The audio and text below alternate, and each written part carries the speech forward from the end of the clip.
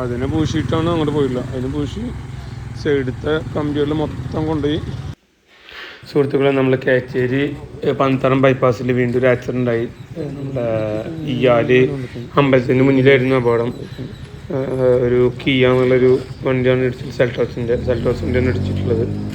അപ്പോൾ ഇതിൻ്റെ സൈഡിലെ ബാരിക്കേഡ് മുഴുവൻ ഇടിച്ച് തകർത്തിട്ടുണ്ട്. അവിടെ ഒരു പെട്ടി വണ്ടിയും ഇടിച്ചിട്ടാണ് അവിടെ പോയത്. പെട്ടി വണ്ടിയിൽ ആളുണ്ടായിരുന്നില്ല, അതുപോലെ സൈഡിൽ ഒതുക്കിയിട്ടൊക്കെ ആയിരുന്നു. അത് ചെറിയൊരു ബെൻഡുള്ള സ്ഥലമാണ്. അപ്പോൾ അവിടെ നിന്ന് കയ്യിൽ ഉറങ്ങിപ്പോയതാണെന്ന് തോന്നുന്നു, അറിയില്ല. തട്ടിയിട്ട് ആ ബാരിക്കേഡ് മൊത്തം നശിച്ചിട്ടുണ്ട്. വണ്ടി അതോടുകൂടി മറിഞ്ഞു. വണ്ടിയുടെ ടയറും പൊട്ടിയിട്ടുണ്ട് കാര്യമായിട്ട്. എൻ്റെ പിന്നെ ബ്ലഡ് കാണാനുണ്ട്. ആൾക്ക് എന്താ പറ്റിയതെന്ന് അറിയില്ല. ഹോസ്പിറ്റലിൽ കൊണ്ടുപോയിട്ടുണ്ടായിരുന്നു. പിന്നെ ഇതിൻ്റെ ഉള്ളിൽ എയർ ബാഗ് വർക്ക് ചെയ്തിട്ടില്ല പറയുന്നത്. ഇനിയിപ്പോൾ എന്തുകൊണ്ടാണെന്ന് അറിയില്ല. ഇനി ഫ്രണ്ടിൽ ഇടിക്കാത്തതുകൊണ്ടായിരിക്കും തോന്നുന്നു. കാരണം സൈഡിലിടിച്ചിട്ട് വണ്ടി മറിഞ്ഞ് ചെയ്തിട്ടുണ്ട്. ഫ്രണ്ട് ഡയറക്ടർസെല്ലാം എയർ ബാഗ് വർക്ക് ചെയ്യുള്ളൂ ഇല്ലെന്ന് എനിക്ക് അറിയില്ല. പറയുന്നത് കേട്ടോടുള്ള ആളുകൾ. എന്തായാലും നമ്മൾ അറിയാത്ത റോഡ് പോകുമ്പോഴേ ഓവർ സ്പീഡ് പോകാതിരിക്കാൻ നോക്കുക.